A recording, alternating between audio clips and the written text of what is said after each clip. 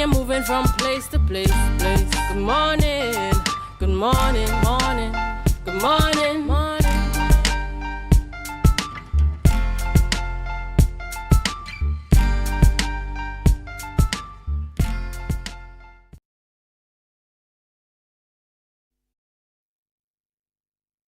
Good morning and welcome to the morning show here on Tobago Updates Television. It is Thursday, the 17th day of July 2025, and we're coming to you live from the Port Mall here in Scarborough, Tobago. I am Adana Kumbi. This is the day that the Lord has made, and we will rejoice and be glad in it. Good morning, and my name is Akenabi Holder, and as Adana said, yes, it's good to be here. Another day of the Tobago Updates morning show. We have so much to discuss, Adana, and today is a good day. Yes. Go out there and seize the day. Yes, it is a good day. I wonder why it's a good day for some people. Ladies and gentlemen, you want to stick around for conversations here this morning. Here at the morning show on Tobago Updates Television, we have a lovely show lineup for you. Akinlabi, yes. I must say that you look very, very nice this morning in your pink shirt. Thank you so much. You know, I had to bring out the pink this morning. Yes, I quite like it on you, and I want to see you in more of these colors. I think you look beautiful on set this morning. I'll try my best. Right. Thank you so much. Of course, viewers, you know we are in the heritage season and so many things are happening, and we hope that you are participating in at least one or two of the events. Be a part of our culture. It's our thing, and so you should participate in at least one event, attend at least one event. Some events are even free, so you want to be a part of what is happening here on the island. But before we get into all of those conversations this morning, we head on over to the news in 90 seconds. Thank you, Adana. Good morning. I am Lavian Cupid, and here's what's making your news in 90 seconds for Thursday, July 17th, 2025. Law enforcement on the island has reportedly intensified its crackdown on the illicit drug trade. Trinidad and Tobago's strategic location has long made it a critical transshipment point in the international drug operation. However, Tobago police are now reporting significant victories in their fight against narcotics, even as they say they continue to discover worrying new trends. This from Woman Inspector Mahalia Bacchus, who spoke with us on the morning show and detailed two major operations on the island, which included the eradication of hundreds of marijuana trees in the Castara area last weekend, and a recent operation on the Scarborough port where a vehicle was intercepted disembarking a vessel with a large quantity of marijuana. Though the TTPS continues to fight, a more alarming trend is emerging as local authorities have reported an increase in arrests for cocaine possession on the island. Bacchus says this development suggests that Tobago has cultivated a local user base for hard drugs, a development the TTPS finds deeply worrying.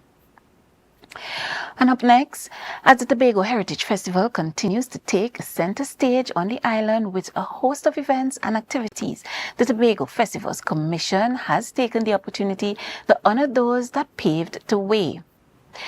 At Tuesday night, a folk fiesta competition, Tobagonian Miss Petronella Archer of Blackrock was honored with a portrait of herself for her contributions to the island's traditions and her dedicated involvement in the Blackrock Village Council.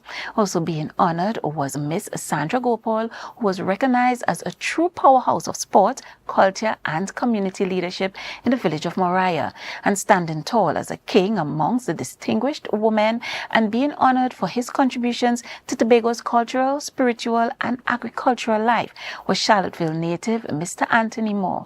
Congratulations to our community stalwarts. And finally, in news of politics, People's National Movement Chairman Marvin Gonzalez did not mince words yesterday as he questioned whether he lived in Bangladesh or Delhi, India. Gonzalez was speaking on the appointment of several new state boards under the current United National Congress administration, which he says comprises of an unbalanced ethnic and racial composition. In a moment of reflection, Gonzalez further added that state boards under former Prime Minister Dr. Keith Rowley would have never been allowed to predominantly comprise of citizens from one particular race. He said that Dr. Rowley insisted that the boards reflected the diversity of Trinidad and Tobago. And that was your news in 90 seconds. Thank you, Lavian, for our news there in 90 seconds. And of course, I have to talk about Heritage, or Tobago Heritage Festival. I agree with you in the news story there where you spoke about Tobago Festivals Commissions rather, honoring our icons. And I think it's something beautiful that we should do, because many a times we wait until they have passed and then we have a memorial service. But I'm happy that these persons are receiving their flowers while they are alive. Yes. I really must say kudos to them there. But we have a story, Lavian. We have a story. We do. Talking about, I think it was yesterday, was the Folk Fiesta event? Tuesday. It was Tuesday. That's right, it was Tuesday. And we have somebody on set with us this morning who participated and boasting of winning in one or two of the categories. I don't know. It was just one. It was just one category. When it's the humility for me. I know. Yes. We participated in the Transcendence Academy participated in the spiritual song category, and we won. Your boy went and sang a little bass with the choir, and we were victorious. So still on cloud nine about that. Congratulations! All right. Many congrats. I was wishing and hoping that we would have a little clip that we could play this morning, but another time for that. Another time for that. Maybe at the end of the week you might see something. But what events are you guys heading to? Because we have major ones coming up. We have Mariah Old Time Wedding, we have Charlottesville Natural Treasures Day, and we have the iconic Belmana Riot in Roxborough. Oh gosh, and all of those are events that last year I really wanted to go to Roxborough and I did not get to go. I do not know if it will be possible this year. I'm putting that out there. I don't know if the producer and the technical team hearing me here. Right. I don't know what could become possible. We are waiting for welcome you come up Roxborough. I know. I love that, Lavian. I love that. I definitely want to go to the Old Time Wedding. And I really want to see the Belmana Riots in Yes, in I Roxborough. really want to see that. Last year I went to Charlottesville, and I'm looking forward to that again. But you see, Roxborough, boy, I have to go up to Roxborough somehow by the hook or the crook. I must make it up there. Just be ready, come hydrated, have your sunscreen. There's a little uphill trek, but that street theater project is wonderful. You don't want to miss it. You definitely want to be there. Definitely a staple, and not because I'm biased, we know that, but because it definitely is worth it. Yeah, because when you really think about the story and the victory at the end of it, you just feel so proud, and it's like an opportunity to be a part of what happened, back in the day, to be a part, to actually see and to feel, what took place back there. So, it really is something to look forward to. I'm being told lives on in us. Yes, and I am being told that we have some footage that we want to share with you guys this morning. So hold on, let me just run to this little clip this morning and see if you identify anybody among what is happening there on screen for you.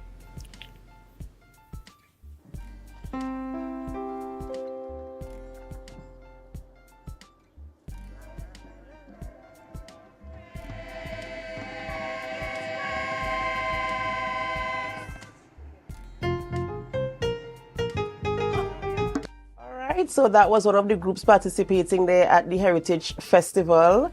We will get the one that we're looking for in a short. But in the meantime, we really do want to encourage all of Tobago and visitors here on the island and persons who are thinking about coming across for the vacation period. There are so many activities happening on the island where our Tobago Heritage Festival is concerned.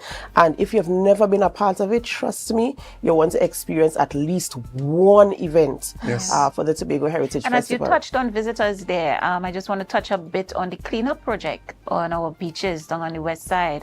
Store Bay, Pigeon Point, Swallows. I think Store Bay and Swallows is ongoing, but Pigeon Point's management was able to see the blanket of seagasm coming in and prepare for its landing, and was able to deal with the situation, I think, in under 90 minutes. The manager, Miss Abigail Daniel, would have told me. So I really want to give kudos to them and kudos to the THA for the work that's being done, because this seagasm issue is really putting a financial dent into the pockets of hoteliers and anyone operating on our beaches, and also overall.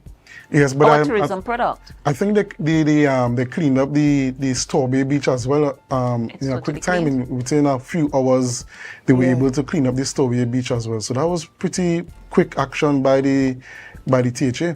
Yeah. And you know, the good thing about it is anticipating and putting a plan in place so that when it arrives, you're able to move speedily to get it out of Yes. the area, right? So, Lavian, thank you so much. Thank you guys for having me. I'll see you all tomorrow. Of course, have a wonderful, wonderful Have day. a wonderful Take care. day. All right, ladies and gentlemen, I think I have something for you before we head on to our birthday shout-outs. And let's just see what is in the kitty for you this morning.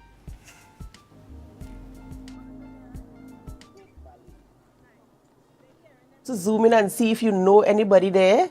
Have you identified? I think I can see someone I know. I think I can see him.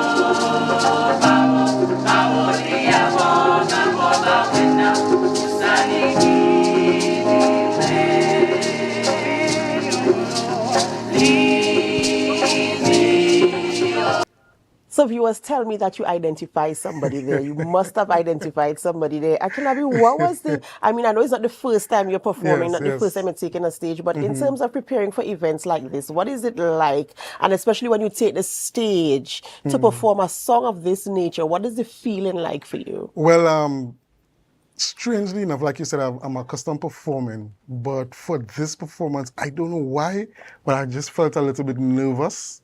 But the group, we worked very hard, and we have a very strong chemistry, and that camaraderie within the group is really, really good. We have a very good energy with each other, and we know when to get down to work, when to get serious, and to really put in that work. So the experience was pretty good.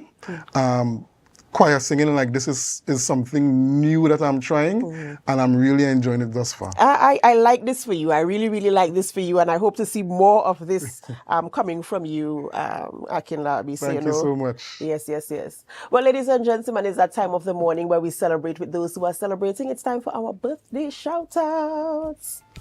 And as usual, you know, we here at Tobago Updates Television, we love a good celebration. And we want to start off by saying happy birthday to Jenny Baines. Happy birthday to Jenny Baines. This is the wife of Assemblyman Bishop Terence Baines. Yes, she is celebrating a birthday today. And with love, we say happy birthday to you. We pray God's blessings upon your life. And we do hope that as you enter this new season, this new chapter, that you see the glory of God in a new dimension in your life. So happy birthday to you. And we're saying happy birthday to Miss Alice Koshi Cooper. Yes, Miss Alice Koshi Cooper, today is your special day. We hope that you celebrate it in good faith and be safe. Go out with your friends, have a nice drink, maybe a cocktail or a mocktail, whichever one you prefer. And we hope that they shower you with love and good blessings. And we hope that you take some time off to reflect on your life and reflect on all that God has blessed you with. Happy birthday to you, Miss Koshi Cooper. Right, and also we say happy birthday to Janelle Moore Scott. Janelle Moore Scott is celebrating a birthday, and we do pray God's blessings upon your life. We do hope that you have a wonderful, amazing birthday surrounded with friends, family, loved ones, and well-wishers. And we hope that you get to enjoy all the love that comes with celebrating a birthday. And you know what? Even though we don't have your photographs, we still want to join in the celebration with you this morning, whatever you are celebrating. But we remind you to put God first, because He is the sole reason why there's even anything for you to celebrate. All right, so Akinlabi, who are we having conversations with this morning in studio? Well, this morning we have Assemblyman Natisha Charles Panton, the Secretary of Food Security, Natural Resources, the Environment and Sustainable Development. And she's coming in to speak with us. It's going to be another prolonged interview. And she's going to be speaking to us about the Sargassum influx update, as well as the visit of the Minister of Agriculture to Tobago. And afterwards, in our Woman in Business segment, we have one Miss Renessa Ortiz, Miss Tobago 2024, and Miss Trinidad and Tobago finalist. And she's also the CEO and founder of Ren Creates. All right, sounds like a lovely lineup this morning. And viewers, of course, we do hope that you could stay with us throughout the entire programming today. Grab your cup of coffee, grab your cup of tea. Those of you who are traveling, who are on our nation's roads, we thank you for inviting us on that journey with you this morning as you prepare for work, wherever you are going this morning. Thank you so much for choosing us. You are the reason why we are number one. So we do thank you.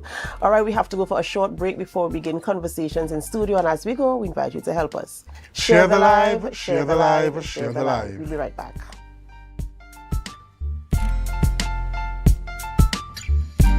Do more, live more. Do more, live more.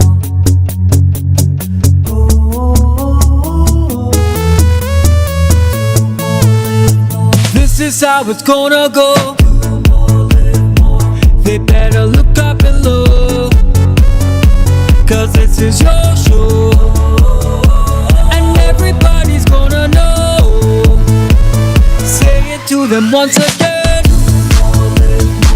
They better look out below. This is your show, and everybody's gonna know. That's how it's gonna go. They better look out below, 'cause this is your show. Do more, live more. The Tobago Heritage Festival 2025. This week has the highly anticipated Folk Fiesta on Tuesday, July 15th at the Shore Park Complex from 3 p.m. We Tambrin Story 2, July 16th at the Hope Community Center. Youth Quake, July 17th at the Shore Park Complex. Courtship Codes, July 18th at the Golden Lane Government Primary School. Tobago Old Time Wedding in Mariah, July 19th. And then we head to Mason Hall on Sunday, July 20th for the games we used to play. Are you in a dispute with a registered investment service provider of the TTSEC? Or maybe you're the victim of an investment scam? You can lodge a complaint or submit an anonymous tip to the Trinidad and Tobago Securities and Exchange Commission. Download our Investor Protection app or go to ttsec.org.tt to access our complaint form or submit an anonymous tip. Write a clear summary of your complaint. Submit copies of supporting documents along with the originals for verification. Provide a copy of the feedback received from the entity regarding your complaint. All investor complaints or scam reports submitted by the public are acknowledged and reviewed by the TTSEC. Investigations are pursued based on the outcome of the review. Trinidad and Tobago Securities and Exchange Commission, protecting the interests of investors and the public. You invest, we protect. Everyone benefits. My name is Tina Macmillan, your last year's third place winner and the Miss Photogenic for last year's Miss Heritage Personality Show. And this year, I want to carry you with me for my Tobago Heritage experience. I'll be hosting With Tobago Updates, bringing you live coverage behind the scenes and also their giveaways, tickets to the heritage events, and a 2-night stay to the Mandalina Grand. So you need to stay locked on to Tobago Updates on all their social media platforms, Kina Macmillan on Facebook and originalmedusa.tt on TikTok. My Tobago Heritage experience with Tobago Updates. Stay tuned. Do something and roll back, come let me reel. I make a brush back. Do something and roll back, come let me reel. I make a brush back. Do something and do something. With Flow Business's new smart solutions, powered by super fast, reliable broadband, you'll feel like there are more versions of you working for you. From website design, development, and digital marketing to promote your business, 24/7 business class support to cloud solutions, security, and more. Multiply your growth today.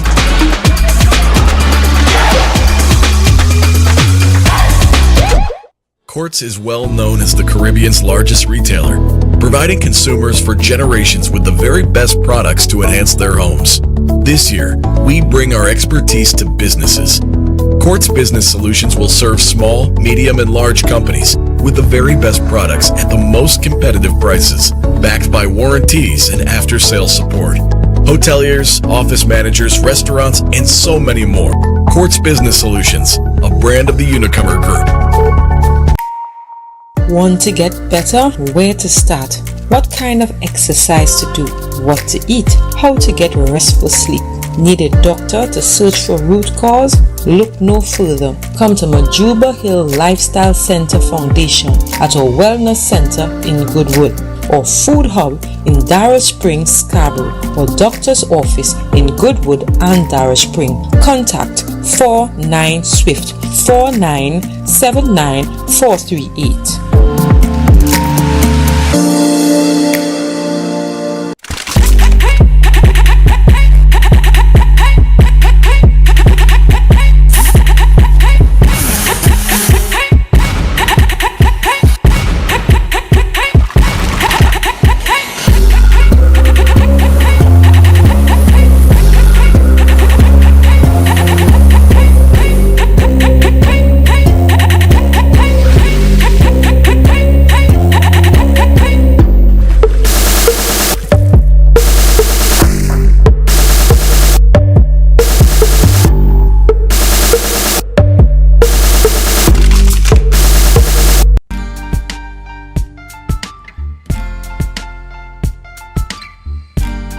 Put a smile on your face when you're moving from place to place. Good morning, good morning, morning, good morning, morning.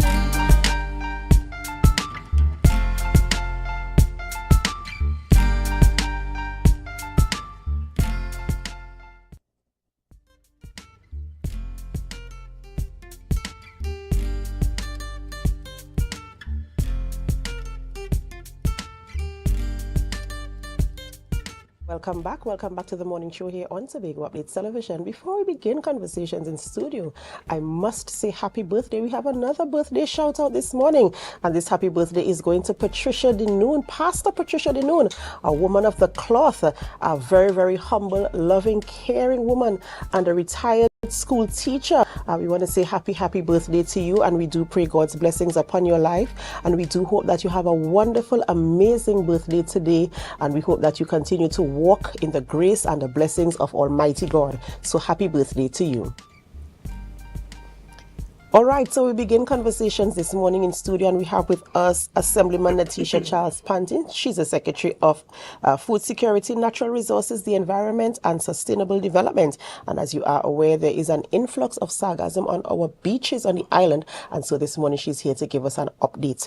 Good morning and welcome. Hi, good morning, everyone, and let me say Merry Christmas to those celebrating Christmas in July. Right, hence the colors. Right. I don't know if we can ever predict if, when, and how much the influx is going to be with sargassum, but over the years we've been seeing it coming into our shores. And I know in recent times, especially, the quantities coming in is a large quantity. And so we just want to know where we are in terms of preparedness for its collection, removal. I know on the west end there was some coming into Pigeon Point area, and in speedy time they were able to, So what is happening where the influx is taking place? Okay, so on the Caribbean seaside, that's where all the popular beaches are, Pigeon Point, Storby. I think this is a new phenomenon because most times the influx would come on the Atlantic side. All right. When it first occurred, I mean, it has been occurring for some time. But when we first intervened, it was as a result of the threshold, the amount of sargassum, and of course the smell that would emanate from the sargassum. So that is why we intervened at that time.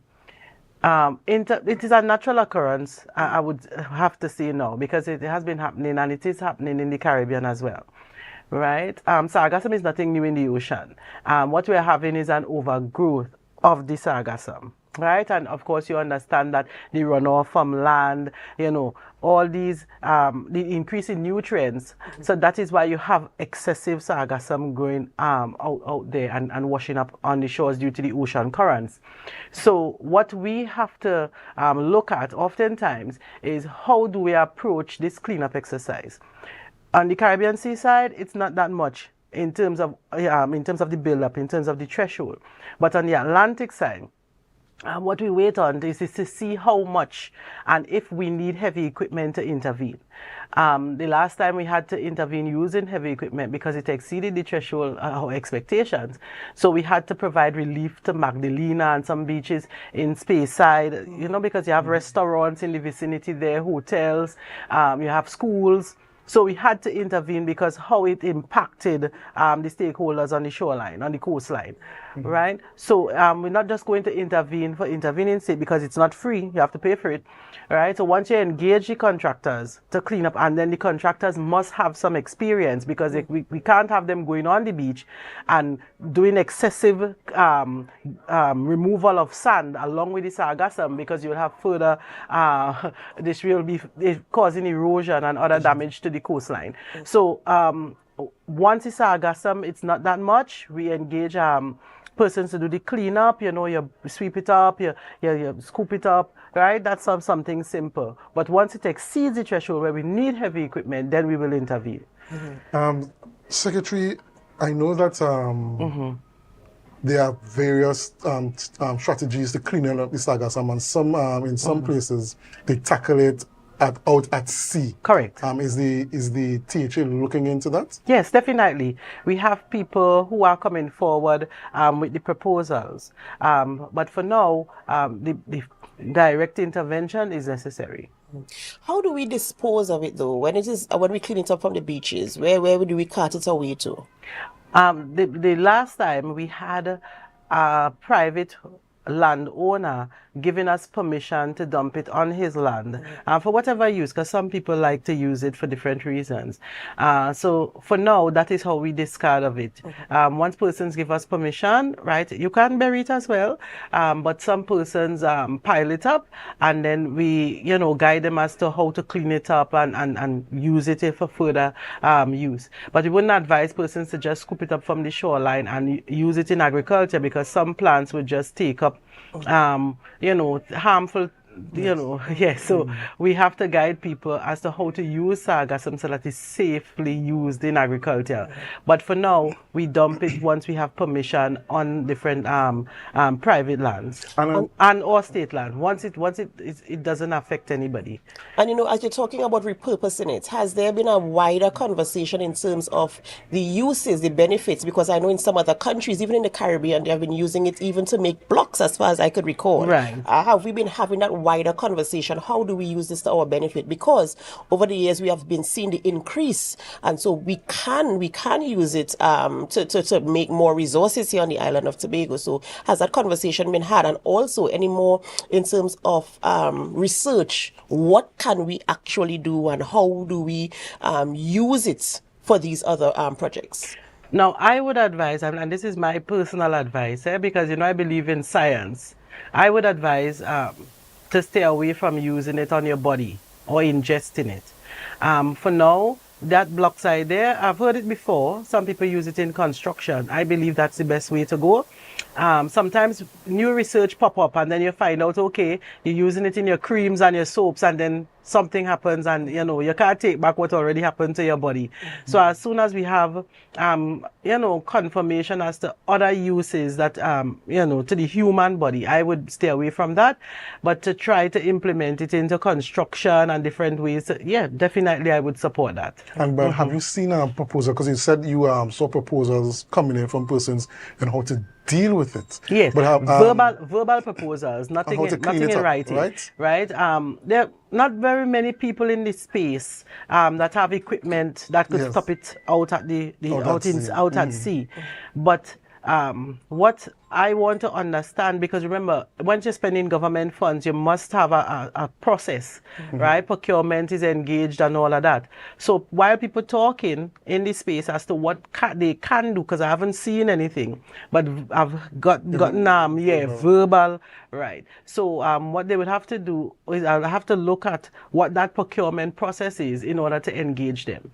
And also concerning proposals, to how to repurpose it? Has persons come forward? Not yet. Not with that. proposals? Yes, Okay. not with that. But has there been any? But I would encourage persons in the private sector to also come forward because, we shouldn't allow the government to do every single thing. Yeah. Yes, but once the private sector gets involved or we have a public-private partnership, that will be feasible as well. That was going to be my next question. Yes. Has there been any invitation or, let's see how we can do, because as you rightfully said, the government can't really do everything, and there are other stakeholders as well.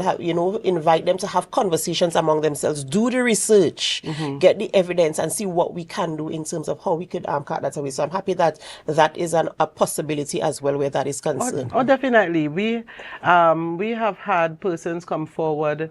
Remember the assembly had a wood hog. You may not know that what a wood hog is, but it's something that would process wood cuttings and into wood chips and things that we could use for mulching. And we've had people come forward and saying to us, well, pay us to do that. But given the type of the government process, you can't do that. So we engage in public-private partnerships with some of these people so that they know, okay, when we do any sort of pruning and cutting, or you have people doing it, then we engage them and they benefit from selling the wood chips. So that discussion could be held as to how we could have meaningful partnerships as it relates to sargassum as well. Okay. All right. Well, that's where we are in terms of the influx of sargassum. We have a process that we're working on in terms of carting away. We have some place that we could store in the meantime, and discussions are ongoing in terms of how we can repurpose the sargassum, because we are seeing the increase. And strangely, on the Caribbean seaside, it was really, really, as you said, phenomenal to me to hear. When I heard somebody saying there's sargassum in Pigeon Point, I was like, Pigeon Point? Yes, and that's because of the ocean current. Right. And so these are things that we kind of need to understand as well. We need to be aware as to what climate change and all the atmospheric changes that are happening globally, not just in Tobago. So we have to be aware as to what is happening. Ladies and gentlemen, we have to go for a short break, but we will come back with the Assemblyman Natisha Charles Panton as we continue conversations here in studio this morning. But in the meantime, help us to share the live, share the live, share the live. We'll be right back.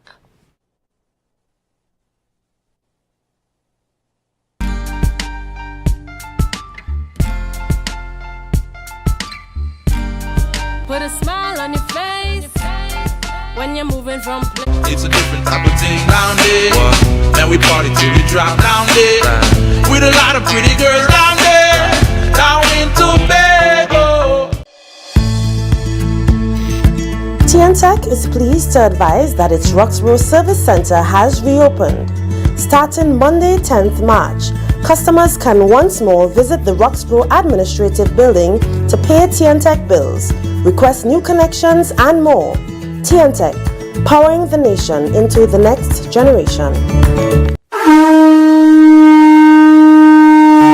Hello, New York! Are you ready to celebrate the essence of Crusoe land and the culture of Tobago? Well, get ready for Tobago Day in New York City, hosted by the Tobago Empowerment and Alliance Mission, Sunday, August 17th, 2025, Nazareth High School Courtyard, 475 East 57th Street, Brooklyn, New York, 12 noon to 8 p.m. We bring the Tobago vibes to the Big Apple. Live music, Tobago food, cultural performances, and family fun. So bring Tanty, Granny, the uncle, invite the whole neighborhood. Just bring everybody and bring your significant other too. Come celebrate Tobago Day in New York City, Sunday, August 17th, Nazareth High School Courtyard. I forget to tell all you, it's the 10th anniversary celebration. For more information, call 929-327-7857 or check Team's Facebook and Instagram pages, Team Tobago Day.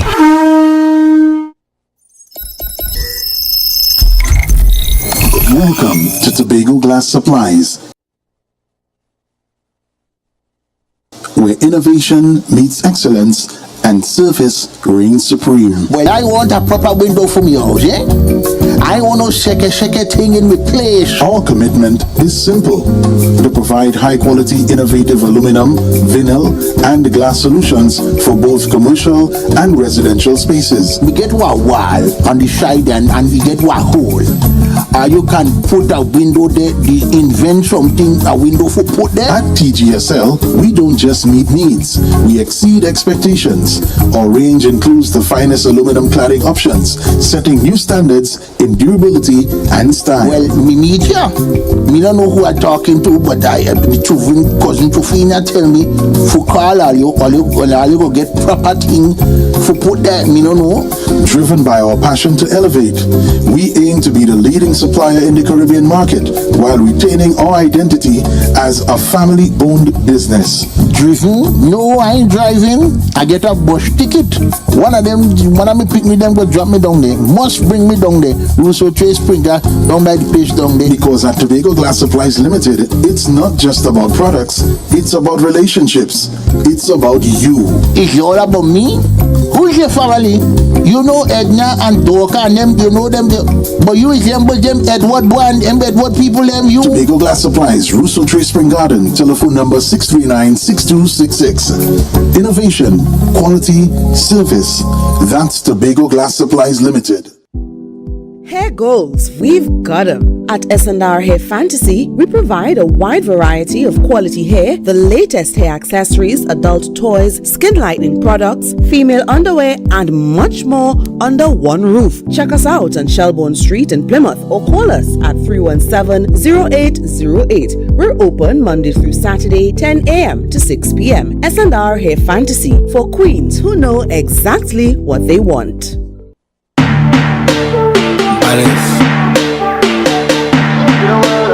Hey, I see girls, I see fun, I see winding up in the sun, I see 10 bottle of rum, DJ start the thing, let me jump. Cause I see girls, I see fun, I see winding up in the sun, I see 10 girls to a man, DJ start the thing, let me rum my shit. When my team touch down, everything get wild. Hey, hey, hey, take out your flag and fling it up, take out something and fling it up, fling it up, fling it up high. Hey, hey, hey, start to jump up and fling it up, take out something and fling it up.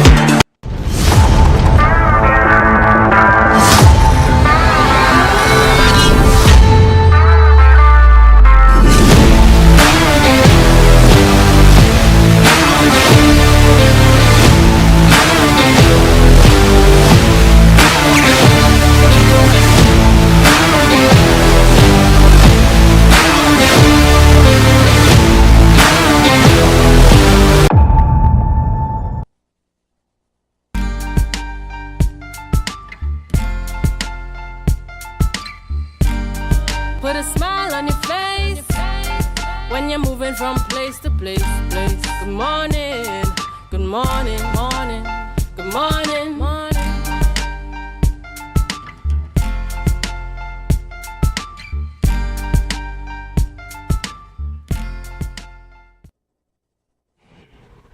Good morning and welcome back to the Tobago Updates morning show. And we have in the studio with us Assemblyman Natisha Charles Panton. Yes, and we continue the conversations concerning agriculture in Tobago. And we want to shift gears and talk about the visit of the Minister of Agriculture in the new UNC administration in central government.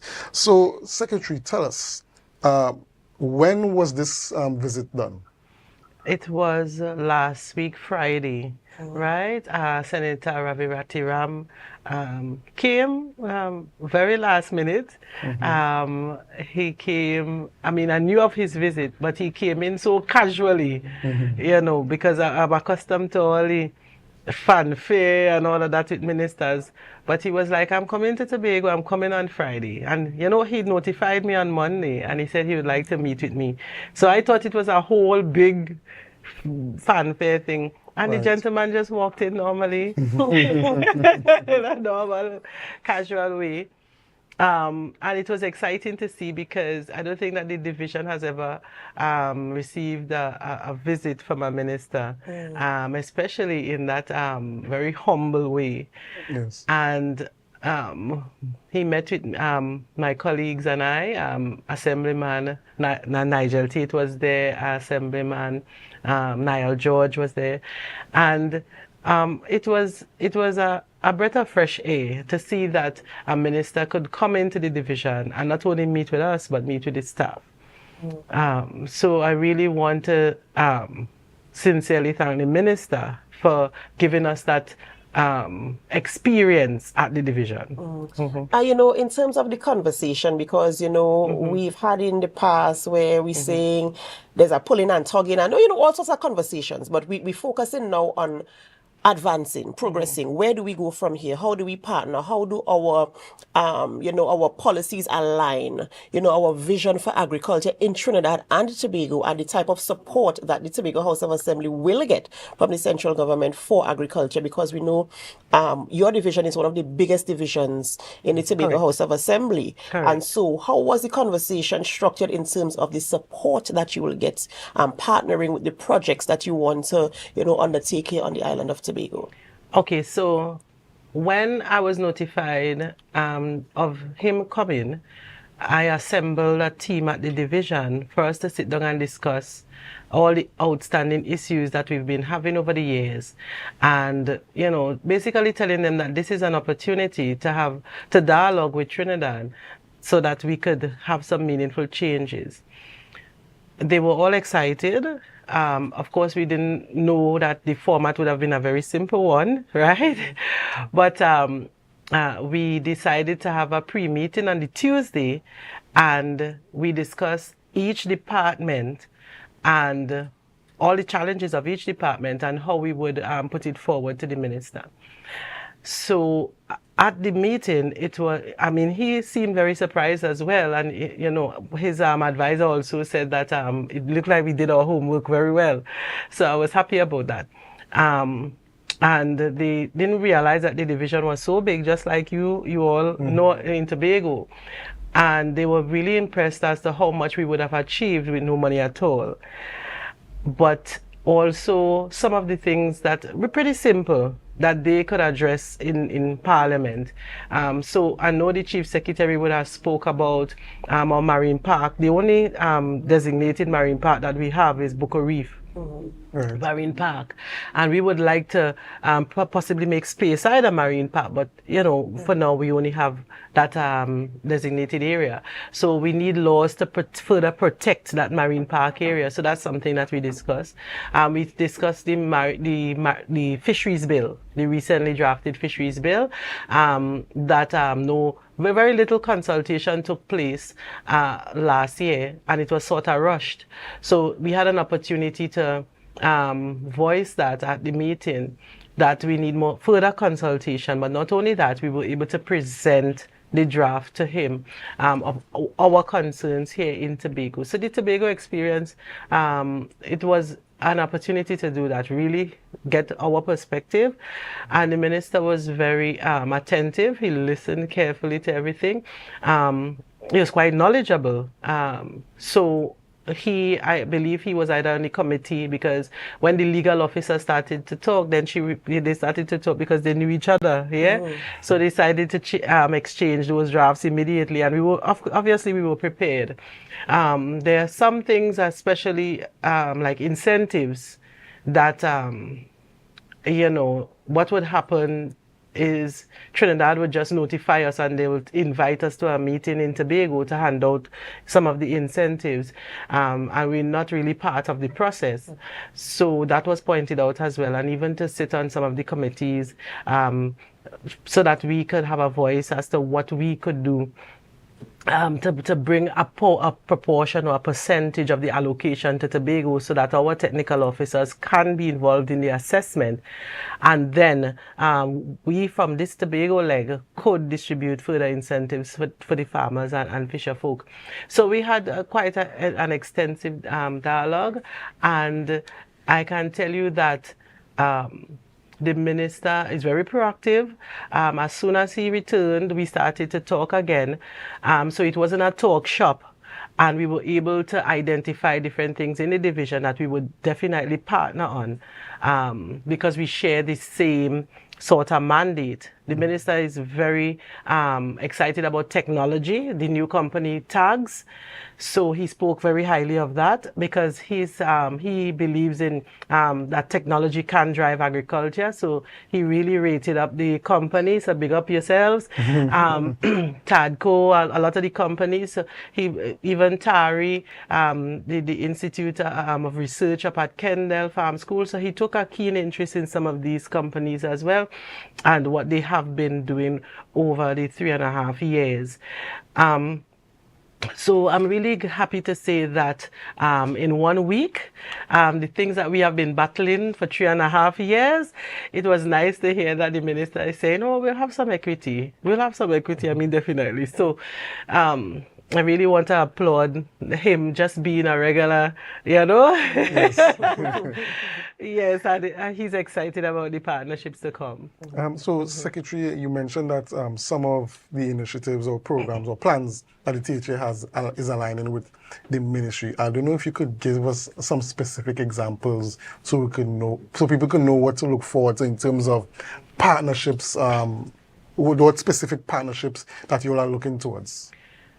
Now, agriculture is a science and a business, and we believe in building capacity. Why we have to build capacity? A lot of times you hear people saying, oh, you have a lot of training programs, and we have to have these training programs because if you're a farmer, it isn't just about planting and selling. You have to know post-harvest techniques. Yes. If you're a butcher, you would definitely need to know, standards in terms of health, how you prepare your meat, how you do specialty cuts if you're going to sell just beyond just selling the animal. So there are different things that you'd have to learn if you want to get onto the market. The market isn't just Tobago. The market is Trinidad and Tobago, the wider Caribbean, and the world. In order for you to enter onto the market, you need to understand all the standards that exist and how to adhere to them. And that is why the division continues to train our stakeholders. We are preparing you not only for the world, but we ourselves need to understand that we need standards in Tobago. What we consume is extremely important. We talk about non-communicable diseases such as cancer. A lot of us know people dying from cancer now. So that is why we need to train people on how to prepare their food, not only for personal consumption, but for the market. The ministry, they have a lot of technical capacity in Trinidad that we may not have in Tobago. Sometimes we are faced with diseases, right? We had issues with coconuts and citrus in the past. So we have to partner with Trinidad in order to fight some of these diseases so that when we have, and pests as well, so that when we give plants to persons, you're getting the best quality plants. We partner with Trinidad oftentimes. Like recently we had Marcus Maiku. He's from Trinidad. He's an agronomist, and he would have demonstrated how to grow pawpaw within a very short space of time and the amount of pawpaw on one plant, rather than you waiting for years to pick one pawpaw, a whole, so he shortened that time to 5-6 months. So you need technical capacity, and it's safe to use because people worry about GMO and all this kind of thing. So no. Safe scientific methods, the use of fertilizers, all these things. So partnering in terms of technical capacity is extremely important with Trinidad. And plant quarantine is also under our division. We have a lot of departments and units that I rarely speak about. We have the veterinary assistants, the vets, they also need technical capacity in terms of embryonic transfers and all of these things. So we definitely, not only Trinidad, but across the world. China, we had recently, not China, Cuba, assisting us with the embryonic transfer. And of course, if you look at how they do it in Cuba, it's not definitely the environment we had to do it in Tobago. We had to do it in a pen outside. We don't have any veterinary lab, and that is why building a veterinary lab is priority on all it. Because so when the Cubans come back, we're not trying to transfer embryos right in the open space. So we have to move from this traditional way that we have to modernize our standards, and so that we could be in line with the world, right? Be in line with Trinidad and the region. We have to move from traditional to modern so that Tobago gets on the map in terms of food security.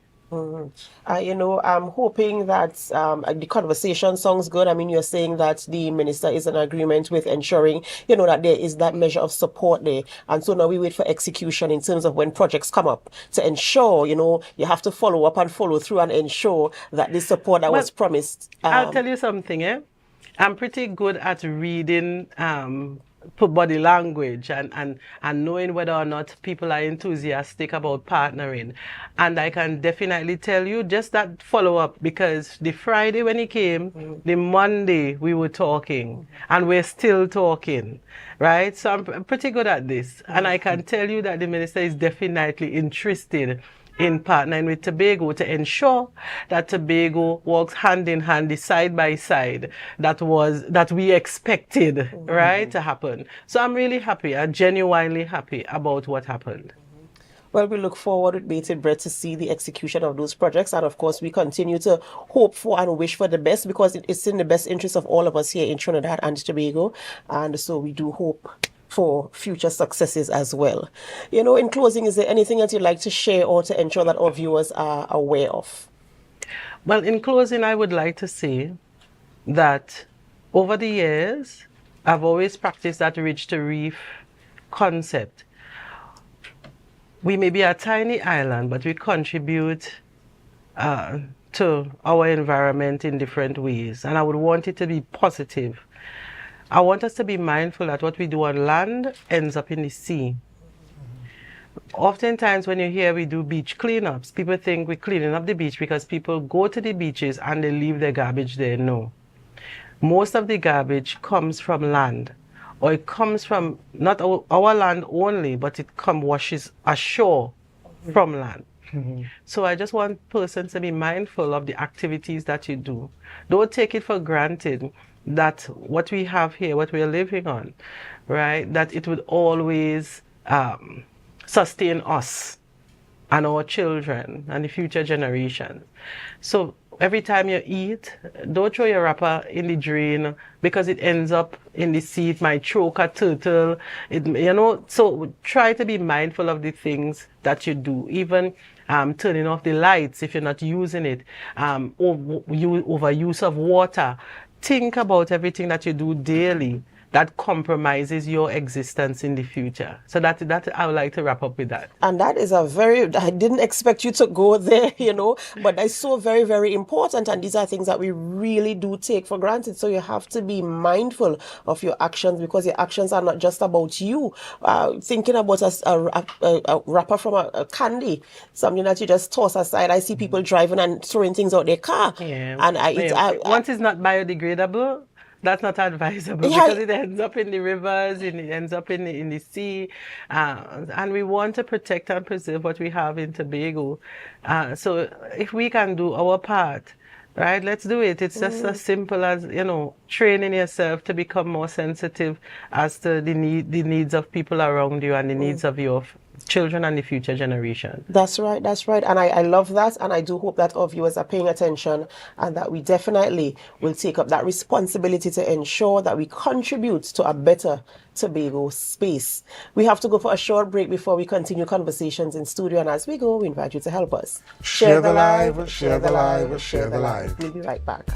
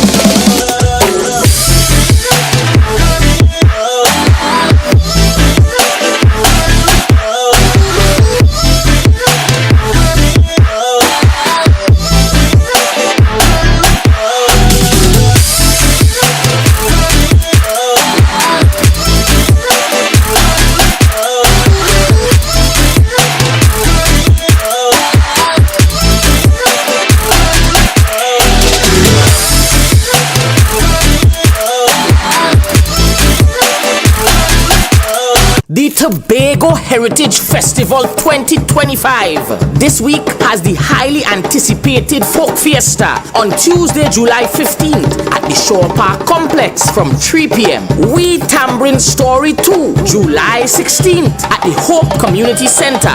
Youth Quake, July 17th at the Shore Park Complex. Courtship Codes, July 18th at the Golden Lane Government Primary School.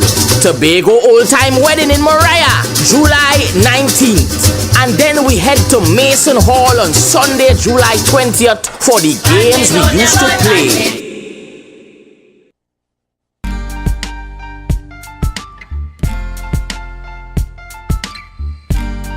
Put a smile on your face when you're moving from place to place. Good morning, good morning, morning, good morning, morning.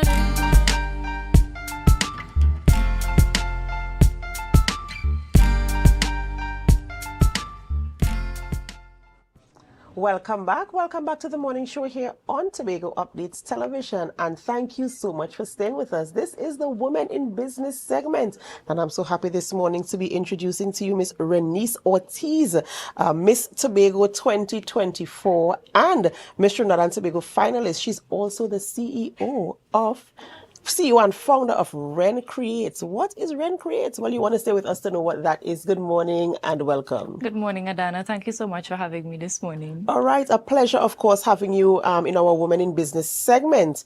And, of course, representing Tobago and doing your thing. And so we're happy that you are now a business owner, a founder and a CEO of your own business. Right. So tell us a little bit about your business. Ren Creates was founded during the COVID period. During that time, a lot of persons would have found the skills that they have or dormant skills they weren't using for a while. I started my journey at Signal Hill Secondary, where I did clothing and textiles as a subject. During that time is where we were learning about the sewing machine, how to draft your patterns, and I found pattern drafting very tedious and irritating. And after doing it for probably about a year after, I put it down for a while and I focused heavily on sciences. I wanted to be a medical doctor. And after school, I started working, following up on that application. I was denied twice. Then COVID came. I started making masks, and a friend of mine told me, why don't you capitalize on the skill that you have? Didn't pay much mind to it. And after everything started normalizing, I had 2 friends reach out to me to make clothes for them. These garments were made solely with the University of YouTube. Many of us went there. The University of YouTube. And after that, I enrolled in physical courses in 2021. Or 2022 for that entire year. It was strictly courses, month after month, back to back. And from there, this is how Ren Creates came about. So I've been in business about 4 years now. Yeah. And we have some photographs of your work. And for a business that is only about 4 years old, and I'm looking at these pieces, some of them designed and made by you. Yes. Wow. So tell me about this piece. I want to stay here, guys. I want to stay here on this piece. Tell me about this piece. So this piece is actually my first bride. She came to me while I was still closed. This was after the hiatus from pageantry. I was closed for a bit and was taking some time to settle back home. And she came to me. We did the measurements. All of this is happening while business was still closed. So when I opened back, this was the first piece that I put out that I was doing during that time. It was challenging in terms of this being the first bride that I'm going to put out. There was a pressure on me to ensure that everything was to a certain standard, because I believe in everything that you put out, it must reflect what you want to showcase for your brand, your business, and yourself as a business owner. So I was really proud of this entire achievement. The comments afterward as well, they were very receptive, they were very positive, and I continue to use that in anything I do going forward. All right, let's see some of the other designs, because I mean, when I look at your pieces, and I'm thinking a small business, and you started off by saying that you hated drafting. Yes, that was I so hated frustrating it. to you. And look at Look at what you were able to create. So when a client comes to you and they give you their vision, their idea, some might come with designs, I am sure. Yes. And some might be thinking, well, this is the look I'm going for, but no specific design. What then is the process? I usually ask clients to have a consultation with me, mainly because we would see styles on the internet, or we would have a vision for how we would want to look at an event, but we need to take into consideration body types, body proportions. That is something that is very important, because what you have is short torsos, long torsos. You may have a longer lower body or a shorter lower body, and the piece that you are showing me is on someone with a body proportion that is completely different to yours, and that doesn't mean that that style would be suitable for you. So what I would have to do is be able to explain this to you, because you're coming to me for my expertise, that you know, well, okay, maybe you like this on this design, we could incorporate it here, but we'll have to do a little bit of tweaking to ensure that it suits you as the individual, because you are the person that is wearing the garment isn't wearing you. So let me ask you this question, right? Between designing, consulting, designing, and sewing, which part of this process is your favorite? There are many pieces that can be considered my favorite, but I would say going to the fabric store and choosing the fabrics. Yes. When you feel the fabric, it's a completely different zone that you get into, because that is what is going to bring your piece to life. The wrong choice of material, the wrong choice of notions can turn your entire design upside down. So I actually like to go in and feel, look at the sheen on the fabric, the weight of the fabric, the stretch or no stretch at all. Putting shades together, because sometimes already here is completely off to already here. So you might want to use the tool with a lining, and the lining that you have might be just a tad bit off, and that changes everything. Wow. So it's a whole process. It's a whole process. Wow. And how has it been for you in terms of engaging your clients, getting repeat clients or referrals? How has that been for you over the years? It has actually been very exciting. It's good to know that the work that you put out, people are actually willing to refer you. That is something that causes your business to grow. And apart from referrals, I think customer service is very important and very, very crucial. And I believe that that is also why I get the referrals that I do, because I treat everyone the same way. I treat them how I would want to be treated as a customer when I go to an establishment. So it's less of a formal setting, it's more casual. We will have conversations. Sometimes you learn from your customers, because you wouldn't know everything. And as a business owner, it's crucial to have that relationship with your customers. It also helps to lighten the amount of times you have to do fittings as well, because you're going to have to come to me for fittings. And it helps to make you feel a bit more comfortable if it is we have a relationship and we establish a certain level of trust. So all of that is it's fulfilling, very fulfilling. You know, I was going to ask that and you said it, very, very fulfilling. And what are you looking forward to the most with your business? I am looking forward to creating more gowns. I've always loved the dresses and the elaborate trains and the embellishments. I think with designing and sewing, a lot of people also don't understand the amount of work that goes into the craft. It just looks as though you take two pieces of fabric and you sew them together and you think that's it. No, it's a lot of technical work that goes into it. It's a lot of trial and error.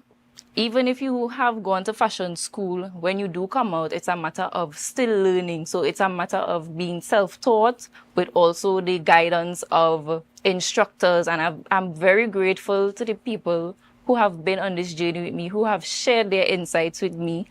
Yes, University of YouTube, but also from my own personal experiences, because I don't think you'd be able to learn everything from an instructor. You have to put some level of work in on your own, read books, watch videos, your trial and errors from your clients, because sometimes some of the knowledge I have gained with fabrics and clients is because it was crunch time and it was almost deadline and I needed to find out this way to get this particular thing done. So it's about your grit and your ability to not give up. And how can persons find you if they want to book a consultation, perhaps, or have something sewn by you? You can find me on Instagram and Facebook at Run Create. You can also have my contact. It's 293-0372, 293-0372.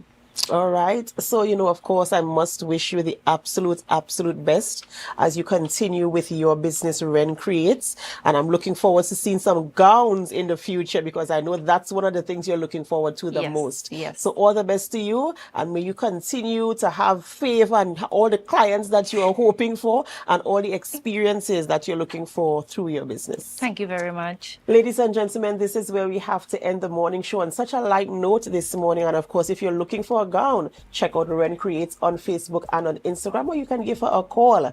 All right. This morning we head on over to GMT, which is Good Morning Tobago. So please stay with us. And as you stay, we invite you to help us. Share the live, share the live, share the live.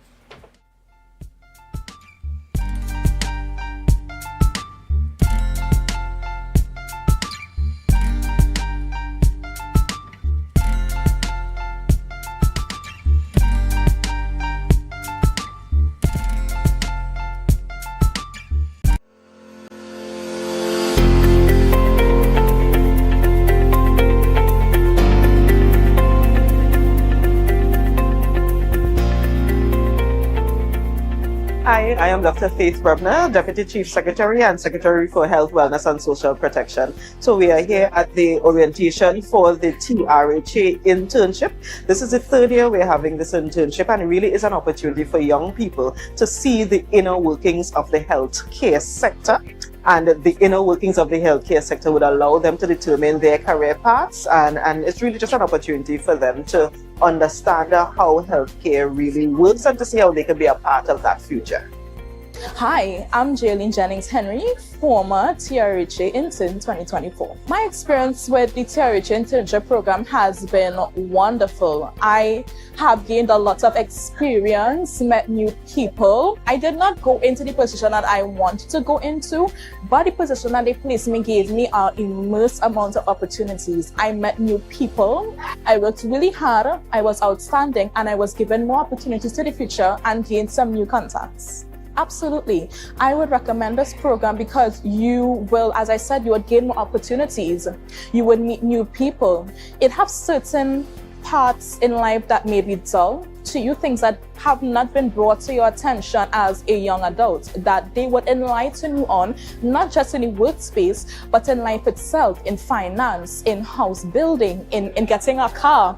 All of these things, business, would help you as a young person going into the work world and as an adult. My name is Jabari Darlington, and I am a past TRHA 2024 intern. No, I would not recommend it for the hospital alone because I am someone who does not plan to get into the medical field after I finish my studies. And seeing as the internship was all inclusive, I don't think it should just be limited to the hospital alone, but the office area is important as well in day-to-day activities, even within the hospital. Hi, my name is Janae Nicholas, and I'm a part of the 2025 TRHA Summer Internship Program. For this program, I came into it anticipating to have a good hands-on experience in the healthcare sector. Specifically, I would love to learn more about the back-end things that helps the entire healthcare system to work, namely in biomedical engineering, how the equipment is maintained and repaired, and all the other paperwork and everything else that goes into it. My name is Ellis Joel. I am a first-time participant in the TRHA Summer Intern Programship. My expectations from this program is to, one, develop my leadership skills and proceed forward in becoming a better leader, exploring and getting hands-on development in the area of engineering, as well as expanding my knowledge to see where in the healthcare industry can I continue and improve and bring my knowledge as an electrical engineer in the biomedical area to develop healthcare and even other parts of society around the world. My name is Dela Baker, and I'm a first-time participant of the TRHA Summer Internship Program.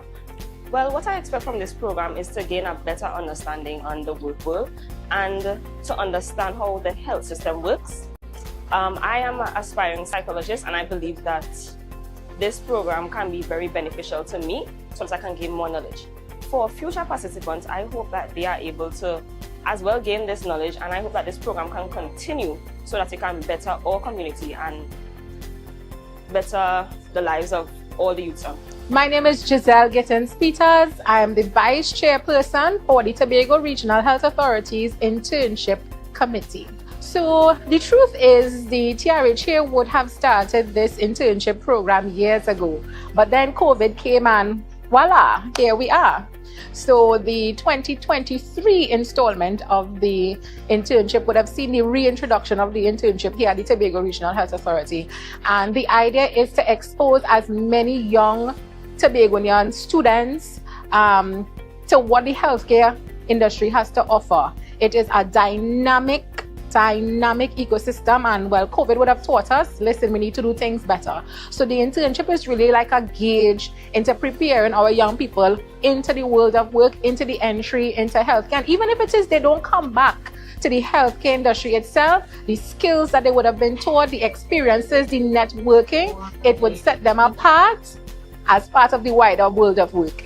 Oh, and that's one of the beautiful things with our program. This is not just for persons who probably have an interest in pharmacy, nursing, medicine. We have students from across the board. We have biomedical engineers, we have teachers, we have psychologists, we have persons who are actually doing what we call the traditional trades. So yes, we are allowing persons from a various cross-section of education to participate in the program. And like you said, it is not just doctors and nurses that make up this ecosystem. We have all these other allied health, and this is one of the ways that we get these persons to come on board to appreciate what it is we are trying to do here in Tobago. I am Assemblyman Megan Morrison, area representative for the electoral district of Mount St. George Goodwood, and the Assistant Secretary of Health, Wellness and Social Protection. This summer internship is a way to bring much needed resources to the health institution. Initially, this program started, I think, with 50 participants. I think that number has increased. So already we have expanded the program. And as the need arises, I see the program going from strength to strength as the need becomes necessary.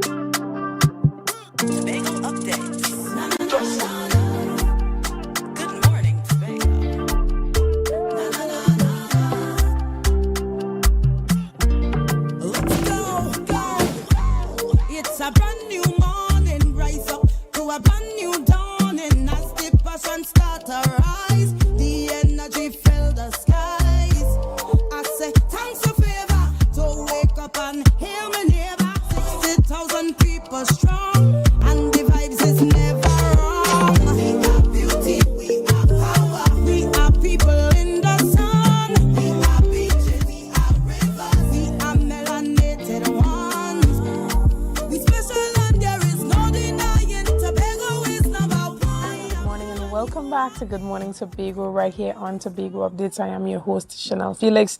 And whenever you see me sitting here, it's because we're about to have those conversations that you want to have while I ask those questions that you want to be asked. This morning, I am joined in studio with me with some lovely members of the Lambo Credit Union. But before we get deep into that this morning, let's have our news in 90 seconds. The family of 60-year-old Daryl Figueroa, who died on July 2nd after sustaining severe head injuries when he fell from a ladder while working at a property in Bonaccord, area is demanding answers. Figueroa of Mount Hay died following an alleged 10-hour wait for a CT scan at the Scarborough General Hospital. The well-known electrician was rushed to the hospital in critical condition. However, relatives say despite signs of head trauma, he was left waiting for 10 hours. Delays, they believe, cost him his life. Relatives claim that the hospital staff initially informed them that the machine was down and that Figueroa will be transferred to the Roxborough Hospital for urgent imaging. They further described confusion and conflicting updates from hospital staff, with no clear confirmation of his condition for several hours. Figueroa was finally scanned at around 5 a.m. on July 2nd, but died shortly after at 6:30 a.m. His family is calling for a full investigation into his death as they believe the Tobago health system has failed him. And additionally, October Carnival is heating up. On Monday night, Fog Angels Juve Band and Mass Band has launched their collection of Wild Wild West. The virtual presentation consisted of several sections for Pretty Mass and included Juve celebrations. Revelers can look forward to an all-inclusive experience and access to exclusive events. And showcasing their 2025 collection, we had Iconic Mass with their launch of Tropical Bliss. Iconic boasts of an ultra-premium all-inclusive experience on the road for both Juve and Pretty Mass. Both bands can be reached on their various platforms. And that was on News in 90 Seconds. And so as I indicated this morning, we are having an extremely exciting conversation. And why, you might ask, is because we have the crew from Lambo Credit Union here with us this morning. And we are chatting as they celebrate 79. And that means the 79th annual general meeting and a lot more. Good morning this morning. I have in studio with me Mr. Keegan Dinu. Good morning and welcome. Good morning, as well as Miss Nikki Ann Inns Kent. Good morning. Good morning. Good morning. And so, Keegan, currently you are one of the members of the committee. Yes, the credit committee, correct. Credit committee. And you are one of the business analysts. Nikki Ann. I am. Excellent. Yes. And so when we talk about what you're doing to celebrate 79 is a big number. So you're having your 79th annual general meeting and you are having a number of other specials that surround 79. Tell us about all that's happening at the Lambo Credit Union. So as you rightfully said, Lambo Credit Union is celebrating 79 years. We started in August 28, 1946. So this year, it would be 79 years of continued service to the people of Tobago. We have a loan special of $79,000 that you can access for anything that you require, for travel, for housing repairs, for vehicle repairs, for anything that you deem fit. And it comes at a very reasonable interest rate at that. This year, our AGM would be at the Shore Park Complex. It starts at 4:15 registration and it officially begins at 5 p.m. And I'm encouraging everyone, all members, to be there and ensure that you have your voices heard, because this is the environment for you to know about the finances of the credit union, for you to know about the achievements, for you to know about what the credit union has been doing for the past year. Indeed, it is no small feat to be around for 79 years. That is a lot longer than any of us have been here. I think it's probably twice our age or even more than that. And to see a credit union that would have started from giving their first loan of $25 back in 1946 to now, this year, giving over $30 million in loans, it shows a significant growth. It shows a significant investment into the people of Tobago. And it shows that Lambo Credit Union continues to hold true to its motto, always here for you. All right. And can you tell us about how the credit union is performing currently and some of the benefits that the current members are, having? Well, Lambo is performing great, in my opinion. All right. Some of the benefits is that we have shares, your savings accounts, loans, as Mr. Dinoon rightly said, as we have that $79,000 special going on. We also have insurances that we offer. For example, the family indemnity plan that is there to cover you in a time when you lose a loved one, right? I can go a little further. Most recently in June, as of the 1st of June, those premiums went up, but they are so small, right? For a large benefit, all right? So it starts from a figure of $63.40 all the way up to $634, all right? And the benefit begins at $10,000 to a max of $100,000. Right, and you know, the thing that everybody's excited about when they hear about the credit union is what is the payout like? What, you know, what are my returns? So what are the rates currently? The rates you have on the loans at the moment, we have like 1% on your reducing balance to as low as 0.75%. All right. The payouts with regards to the family indemnity plan is as 10,000, 20,000, all the way up 30,000, 40, 65 to 100,000. So that depends on which plan you can afford. All right. And once you decide on that, then you will know. Now, mind you, this plan doesn't only cover you. It covers to a max of 9 persons of your immediate family. Immediately being your spouse, your children, your parents. All right? They most recently, it used to be 6 persons, but with the increase, they gave us an ability to cover 3 additional children. So now you can cover that child, that godchild that you are seeing about all these years. You can now have that opportunity to cover that child. Right. And Keegan, you know, in your introduction, you stated that, 79 years has been a long time for the development of the credit union. Tell us a bit about, some of the updates that the credit union has been doing in order to stay up with the time that we're in. That's an excellent question. So what we have been doing recently is doing a survey with our membership to see how we have been serving them and see how we can serve them better. And that survey has recently concluded, and a number of things are going to be implemented from that survey. You would see recently we are a bit more in a bit more communication with our members in terms of via text message, via emails. We are also ensuring that members get their portfolio before the AGM. So if you realize, the virtual copy of the booklet would have gone out a long time ago prior to the AGM, which is next week Tuesday, just to ensure that members have the opportunity to browse through so that they can ask the amount of questions that they want to ask and get the responses that they want.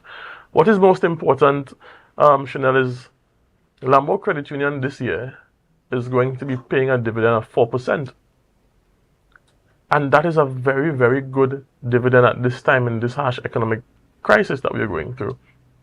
And so for a credit union to be around for 79 years and continuously growing its membership to over 6,000, because I think the last time I was here, our membership was a little over 5,000. And this time I'm here, it has grown past 6,000. So it shows a continued growth in the credit union. It shows that people are understanding the benefit of joining a credit union. And so I would encourage any young person to ensure that you invest your money into the credit union, have a nice share portfolio, because the dividends are quite handsome, and so that you could use that to travel, to invest, to do whatever you need to do as a young person. You could even use it as a collateral for future loans as well. Excellent.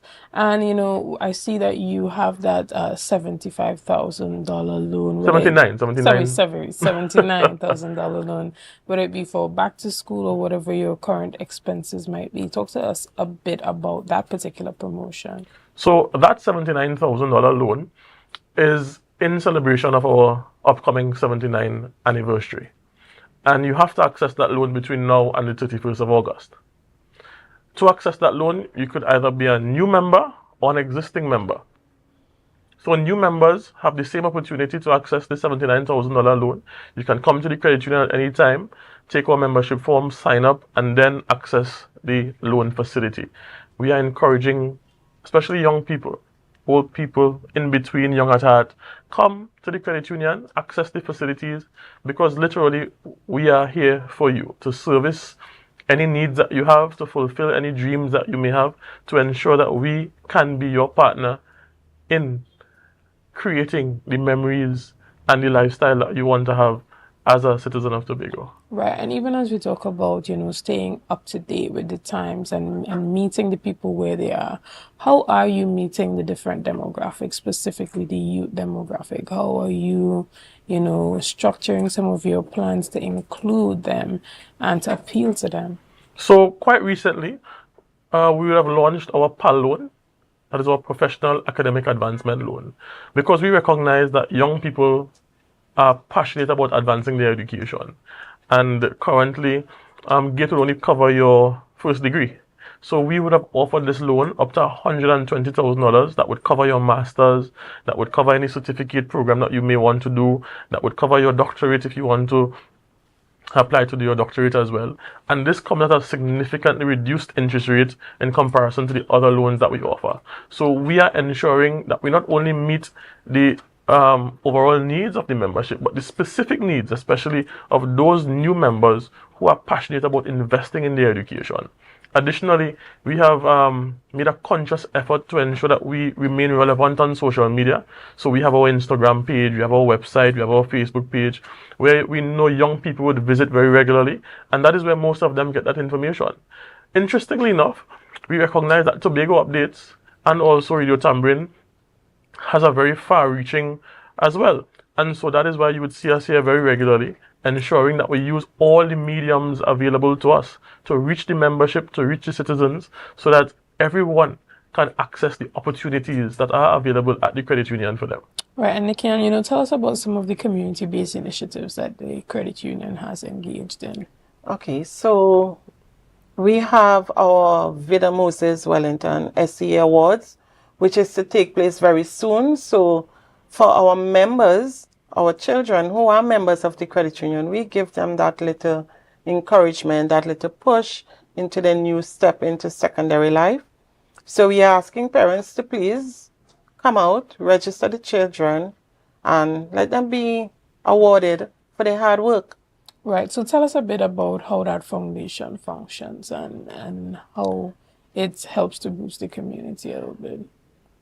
Well, it's an encouragement to the children. When you're growing up, you have your little and as an piggy encouragement, bank. is it a financial encouragement? Yes, it is a Right. financial encouragement. So what we do, we award them with little stationaries and stuff, but our top student, whoever that may be, they get a bursary for the next 5 years once they keep the academics up. Okay, So and they- what does that look like? How much is it? Are you at liberty to I'm not at disclose? liberty to divulge. Okay, all right. Just to add to what she had to say in terms of what we do socially, Right. we have also made a significant investment in the Lambo FC football club in the community. We have also made an investment into verse speaking, a competition that we hold every year. And next year we intend to expand that to spoken word as well. So we continue to make a significant investment, not only in education, but in also the social programs and so forth. Last year we would have embarked on a program where we recognize all our old members. The foundation members would have contributed to the credit union. We went around and honored and sat and had a conversation with them. And we hope to continue that this year as well. So we are ensuring that we meet our social responsibility as a credit union. We also donate a lot. A number of groups write to us for sponsorship, and we also ensure that we support them where we can as a credit union. Excellent. And so remind us about the AGM and the time and the location for that. So our AGM this year is next week, Tuesday, the 22nd. It starts at 5 p.m. Registration opens at 4:15 p.m. The AGM may last between 2 to 3 hours. Ensure that you are there. Are you a member of the credit union, Ms. Felix? I am not actually. All right, nice. Before I leave here, I'd ensure that you have a form. All right. Because you need to be a part of this movement to ensure that you... I think I once inquired about having an account and they told me I had to get an appointment in order to open an account. I just found that the process was a bit lengthy. Well, that has since changed. You no longer have to get an appointment to have an account. You just sign up the form, you drop it in, and we would call you and organize the rest. So, as I said, we have listened to the members, and that has been one of the cries in terms of the process to open an account. And thus far, that has been streamlined.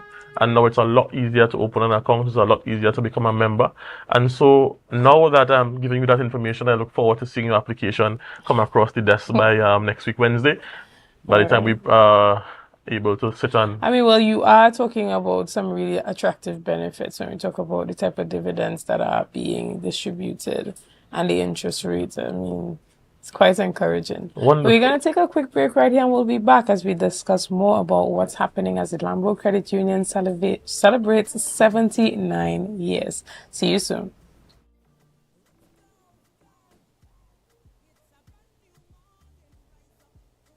New dawning as the passion start to rise, the energy fill the skies.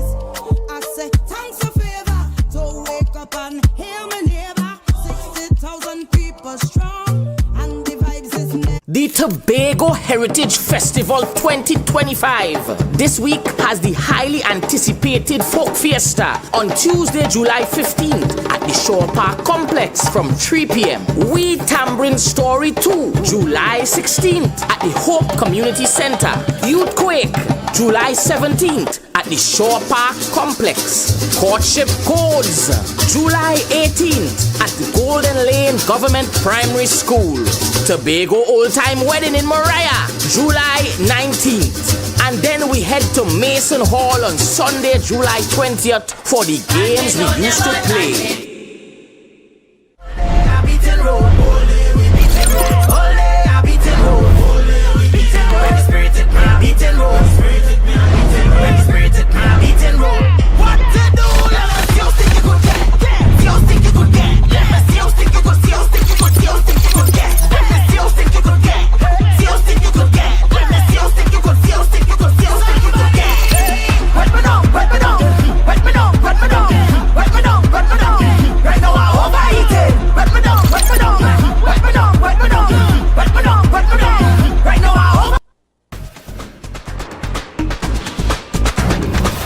With Flow Business's new smart solutions, powered by super fast, reliable broadband, you'll feel like there are more versions of you working for you.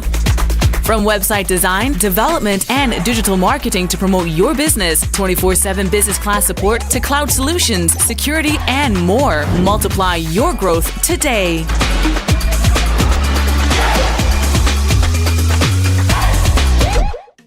My name is Tina Macmillan, your last year's third place winner and the Miss Photogenic for last year's Miss Heritage Personality Show. And this year, I want to carry you with me for my Tobago Heritage experience. I'll be hosting With Tobago Updates, bringing you live coverage behind the scenes and also their giveaways. Tickets to the heritage events and a 2-night stay to the Mandalina Grand. So you need to stay locked on to Tobago Updates on all their social media platforms, Keena Macmillan on Facebook and originalmedusa.tt on TikTok. My Tobago Heritage Experience with Tobago Updates. Stay tuned. Do something and roll back, come let me reel. I make a brush back, brush back. Do something and roll back, come let me reel. I make a brush back, brush back. Do something and do something.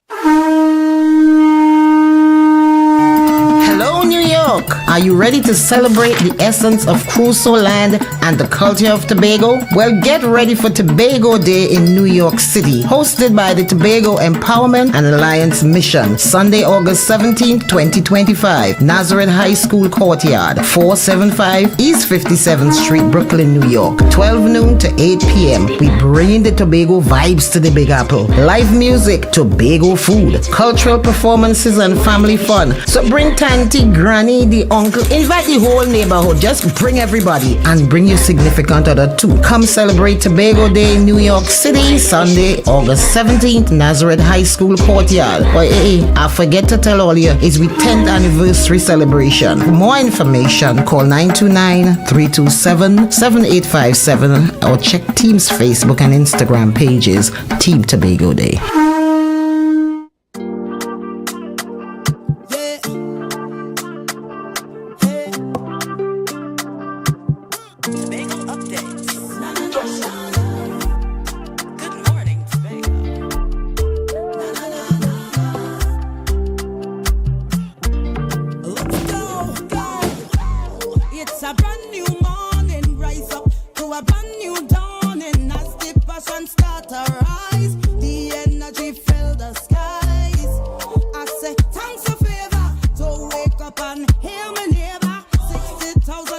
ever strong, and the vibes is never wrong. We are beauty, we are power, we are people in the sun, we are beaches, we are Good morning, and welcome back to Good Morning Tobago right here on Tobago Updates.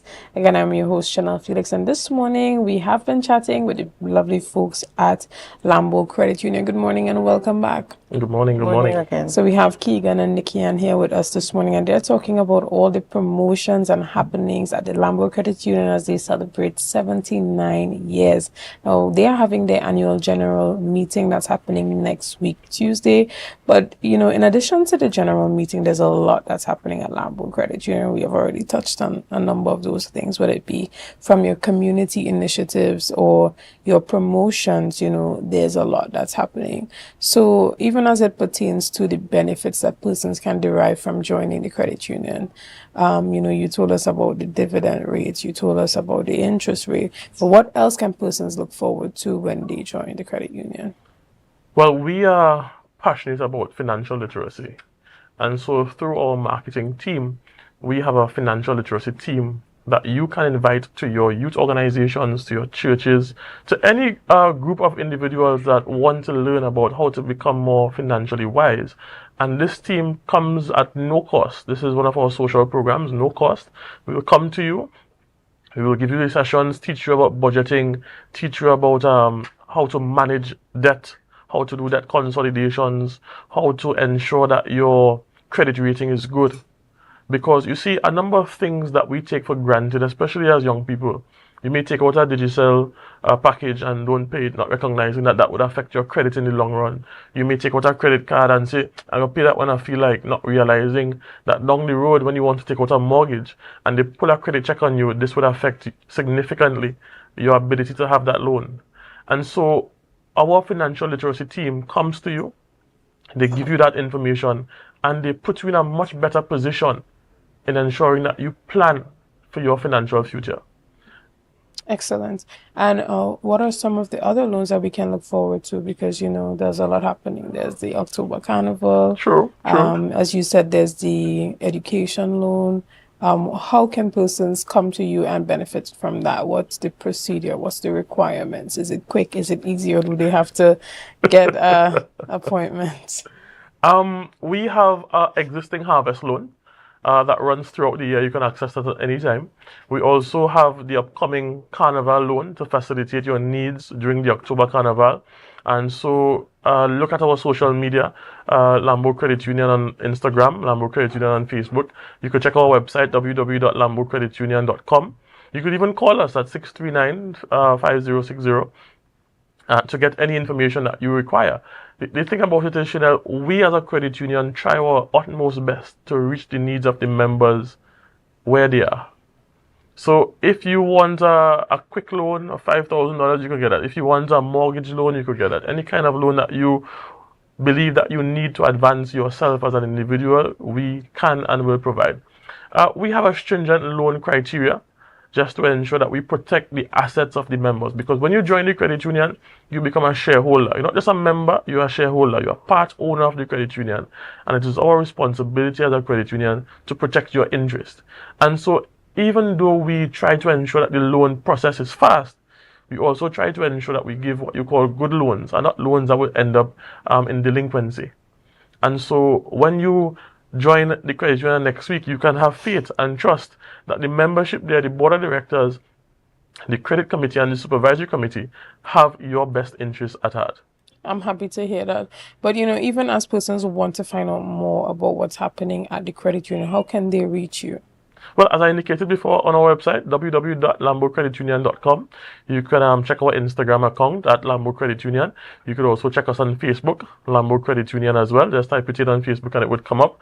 And if you don't get through any of those measures, you can even call me, or you can call the credit union at 639-5060.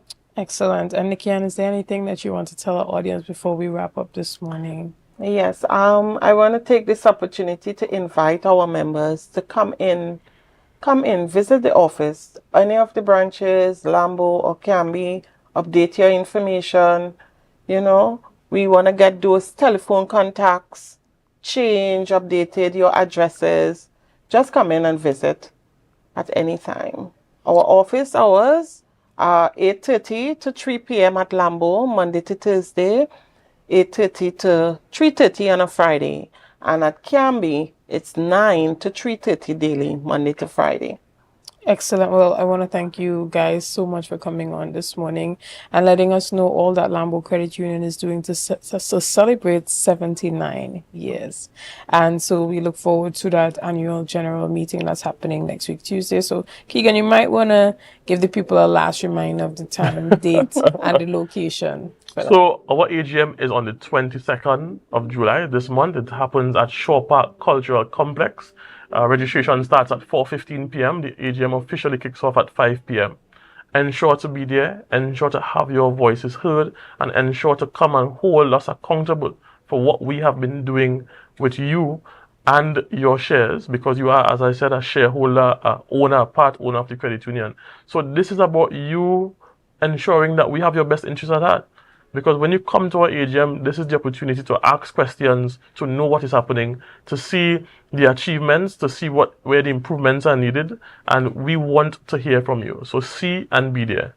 All right, and finally, are there, any current assets that persons can benefit from the credit union? Usually credit unions have lands that they give special privileges to for their members at special rates. Do you guys have any available at the moment? So we recently finished selling out all of the lands that we had available. We had some in the Bacalet area. We are currently embarking on having some more available up at French Road. So we are in the process of organizing that, so you can look out for that. So I'm encouraging you to join, become a member, because we would have that available, especially for our members. So for any young person, any person at all who is looking forward to ensuring that they access what the credit union has to offer, now is the best time to join. Excellent. Well, you heard it here, guys. All that the Lambo Credit Union is offering as they celebrate 79. We're going to take a quick break right here, and we'll be back with much more conversation right after this. So see you soon. Rise up to a brand new dawning as the passion start to rise. The energy fill the skies. I say thanks for favor to wake up and Hello, New York. Are you ready to celebrate the essence of Crusoe land and the culture of Tobago? Well, get ready for Tobago Day in New York City, hosted by the Tobago Empowerment and Alliance Mission. Sunday, August 17th, 2025. Nazareth High School Courtyard, 475 East 57th Street, Brooklyn, New York. 12 noon to 8 p.m. We bring the Tobago vibes to the Big Apple. Live music, Tobago food, cultural performances, and family fun. So bring Tanty, Granny, the uncle, invite the whole neighborhood. Just bring everybody and bring your significant other too. Come celebrate Tobago Day in New York City, Sunday, August 17th, Nazareth High School Courtyard. Boy, I forget to tell all you, it's we 10th anniversary celebration. For more information, call 929-327-7857 or check Team's Facebook and Instagram pages, Team Tobago Day.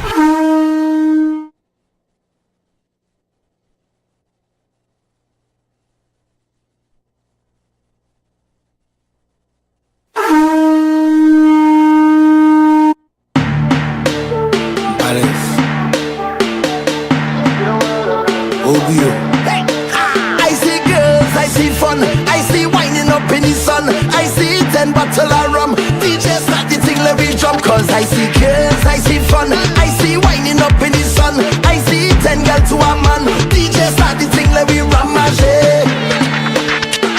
When my team touch down, everything get wild. Hey, hey, hey, take out your flag and fling it up, take out something and fling it up, fling it up, fling it up high. Hey, hey, hey, start to jump up and fling it up, take out something and fling it up. Hair goals, we've got 'em. At S&R Hair Fantasy, we provide a wide variety of quality hair, the latest hair accessories, adult toys, skin lightening products, female underwear, and much more under one roof. Check us out on Shelbourne Street in Plymouth or call us at 317-0808. We're open Monday through Saturday, 10 a.m. to 6 p.m. S&R Hair Fantasy for queens who know exactly what they want.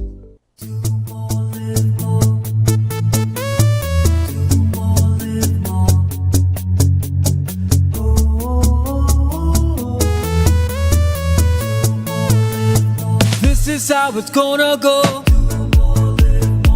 They better look up below, 'cause this is your show, and everybody's gonna know. Say it to them once again. They better look up below. This is your show, and everybody's gonna know. That's how it's gonna go. They better look up below, 'cause this is your show. Live more.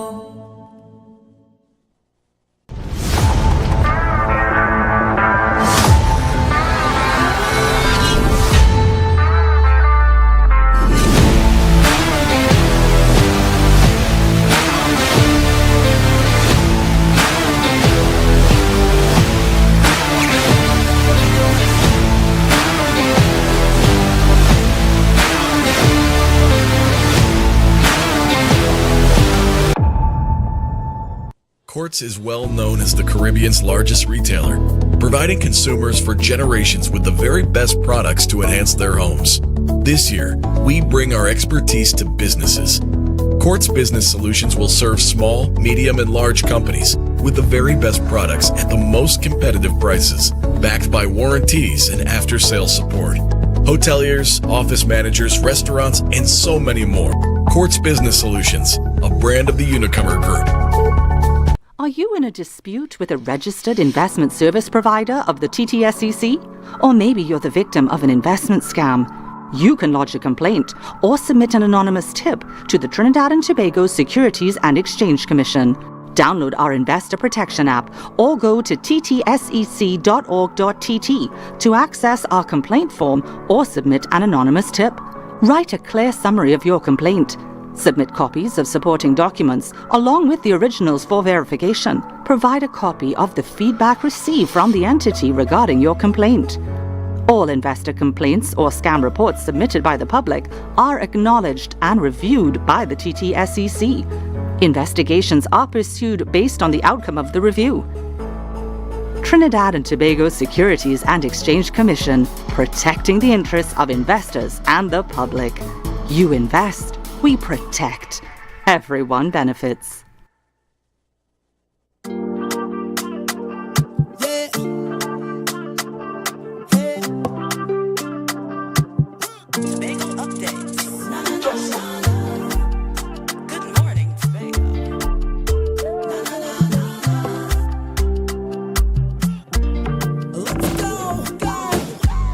It's a brand new morning, rise up to a brand new dawning as the passion start to rise. The energy fill the skies. I say thanks for favor to wake up and hear my neighbor. 60,000 people strong and the vibes is never wrong. Good morning, and welcome back to Good Morning Tobago right here on Tobago Updates. I am your host, Chanel Felix.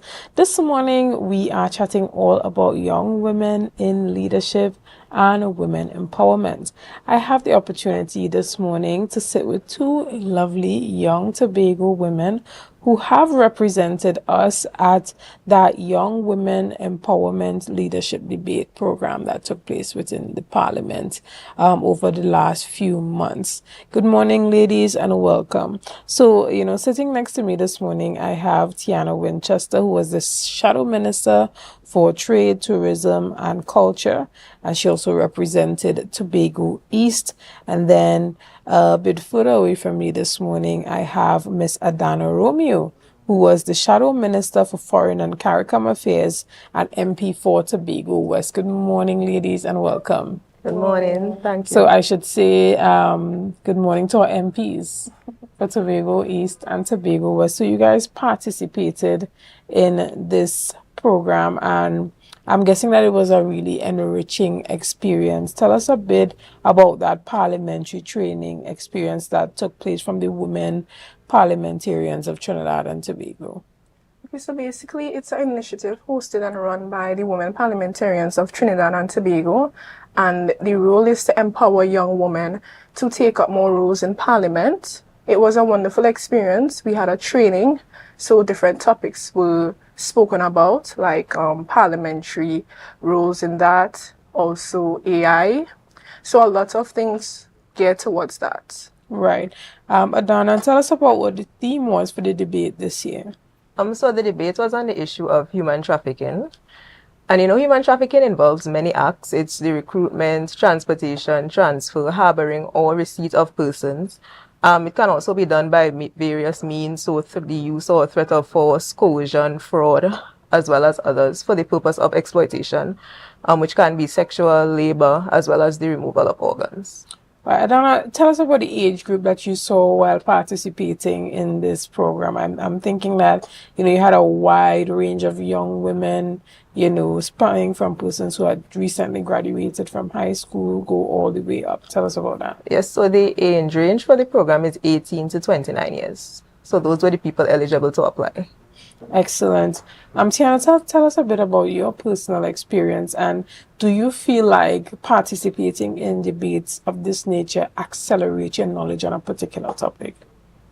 Well, I've started having a passion for debating and advocacy in 2023 because I was one of the representatives for Signal Hill Secondary in the Tobago Day debate hosted by the Assembly legislator. So this was a very enriching experience, and yeah, I love it, and I think it's a really great way to learn about topics such as human trafficking. That's very important, and I think more youths need to be aware of it and the implications. Right. And, from both of you ladies, tell us about what side of the debate you sat on. Did you sit on the for or against side, and what were some key policy recommendations that came forth that you personally believe should be taken into deeper consideration from, the sitting administration at the central government level?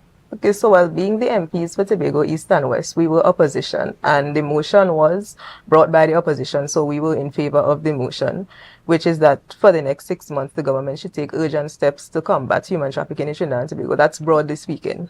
As it pertains to initiatives, well, I had to speak from the Foreign and CARICOM Affairs perspective. And, in my research, I came across the Regional Trafficking in Persons Committee Forum report from last year. And one of the recommendations from the UNODC was that CARICOM have a more coordinated response to the issue, given that Trinidad and Tobago is often used as a transshipment point. So one of my suggestions were that in addition to formal collaborations, because there are through CARICOM Impacts, which is the security arm of CARICOM, as well as with international partners, that Trinidad and Tobago should adopt the best practices that were highlighted in the report present in other countries. That way we could lead by, action, as in if we start adopting it, then it would become more uniform across other CARICOM members. All right, Tiana, what about you? Well, obviously you were also for the motion, but what were some of the key policy initiatives that you think should be taken into consideration? Well, in my presentation, I had highlighted that we need to take a more collaborative role in pertains to tourism, the tourism sector, and the people working in tourism.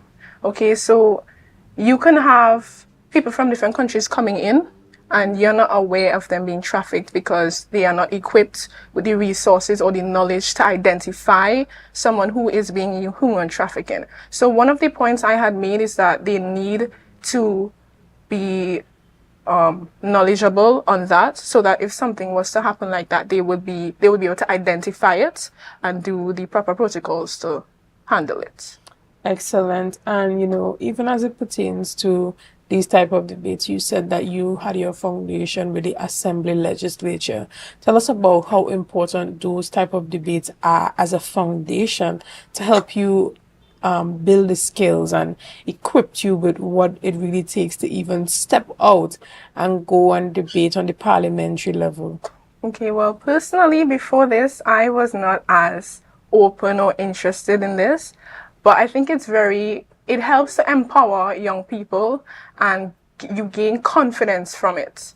So that's what I really believe, as well as with the Tobago Day debates, we had the opportunity to also venture into the UK and visit other places and gain other experiences. And that just really builds on your confidence, as I stated before. And if you already have a passion for it, it just increases it more, or if not, it's just for confidence and new experiences. Excellent. Adana, what about you? What would have led you to the point of even applying for the Yes Leadership Program? And is this your first goal with this type of debating? Well, yes, I never did youth parliamentary debates while at high school, but I am an attorney at law by profession. So it was another form of advocacy for me that I felt I needed to explore. I would love to be involved in community work, just empowering young women to take up leadership roles because we are in the minority in the parliament as well. So I thought it would have been a good experience as well to be able to empower other young women to take certain career paths. Even if you're like me, I didn't necessarily do all the youth debates, but it's still a possibility. Like, you can always get the experience if it's something you are committed to doing. Tell us about your experience with the training and what really stood out for you in that overall experience. Well, what stood out for me was we had the opportunity of going to a diplomatic reception, which was hosted in conjunction with the Dutch Embassy in Trinidad, where there were other diplomats from other countries, as well as the comprehensive parliamentary training also stood out because prior to the debate, we were taken into the chamber, we were told where we were supposed to sit, they taught us about the standing orders, how we speak, how we address the speaker as well. So I think the comprehensive parliamentary training for me, as well as just how we are supposed to carry ourselves as young women, as ambassadors of the program, how to do research, that was a very important training session, how you do research for parliamentary debates as well, how to vet data sources, how to use AI responsibly, which I think is a current issue across, many industries today, to make sure that, you vet, even though AI don't just take what it gives back, so you actually read the source if it provides the source documents and things like that. Excellent. Sienna, what about you? I think that, it's a well-rounded training session. You have to go down, is it every weekend that you're in Trinidad? It wasn't every single weekend. It was hybrid, so virtual and in person. But yes, we had to go down quite a lot on Saturdays, so that was taking up majority of our Saturdays, early morning. But I agree with Adana in the cocktail reception. That was a very wonderful event. We got to meet different ambassadors, speak with them on different areas of issues that's happening globally. And yeah, it was a really great experience. Excellent. And, even from this and having those interactions, those connections, has it shaped where you see yourself going in the future? Yes. So I'm interested in a career in medicine, but I still see a chance of me going into advocacy and diplomacy in the future as well. So it has shaped where I see myself in the future. So are you now between a rock and a hard place trying to decide if you want to be Dr. Winchester or if you are going to be a diplomat? I don't think I have to choose. Okay. So if in the future, because that's a long time from now, I could be both if I choose to be. You can. There's literally no limits to what you can achieve. Adana, you are already an attorney at law. Has this shaped how you see your career progressing? Yes, I think from this experience, I'm going to continue to seek other opportunities as this one where I can, just expand my depth of knowledge and just learn how to do more community-based advocacy as well. And I think I've always been interested in diplomacy, honestly. While I was at university, I did a lot of international law courses. And the cocktail really did help to show that ambassadors and, foreign service officers really can come from a variety of backgrounds. Because there was a British foreign service officer and her background was in law enforcement. So it's just you met a really wide depth of people, as in you can get into diplomacy, advocacy from any walk of life. I think, being an attorney is more of an analogous profession in that you are taught to speak, taught to advocate. But yes, I do see it as part of my future endeavors. Excellent. And from both of you, as we wrap up this morning, is this something that you are recommending to other young women in Tobago to participate in next year, and why? Yes, I would recommend that other young women do apply and participate next year because apart from the, early morning flights and all these Saturdays, it was really worth it in the end. I would say that the person I was at the beginning of this program is not the person I am now. I think, we all are a sum of lived experiences, and this is definitely a positive one that I think that young women in Tobago should take advantage of. Excellent. And what about you, Tiana? Because you are also fresh out of sixth form. Yes, I am. Right. And so even as you look around at your colleagues, how do you think this can impact them? I highly recommend this program, especially as a Tobagonian. I think more of us should definitely apply. It's, as she said, it helps enriching you with different skills. Even if you don't want to go into politics or diplomacy, you still gain confidence, you gain different skills as well, and you will not be the same person you were at the beginning. So I think I highly recommend this, and I think they should definitely sign up next year. Excellent. Well, again, we want to thank you guys so much for, flying that Tobago flag at the parliamentary level for that leadership program and debate. I'm wishing you guys all the best in your future endeavors as you progress in your career. I'm guessing you're going off to university, Tiana. Yes. Excellent, and congratulations to you. And even as you expand your career, Adana, I am wishing you all the best from our team here at Tobago Updates. And again, thank you for representing Tobago well. Guys, unfortunately, this is where we come to the end of this morning's discussions. I want to thank you so much for your likes, your shares, your comments, and all that you have been doing and continue to do to make Tobago Updates the #1 broadcaster here on the island of Tobago. Again, I am Chanel Felix, and have a great day.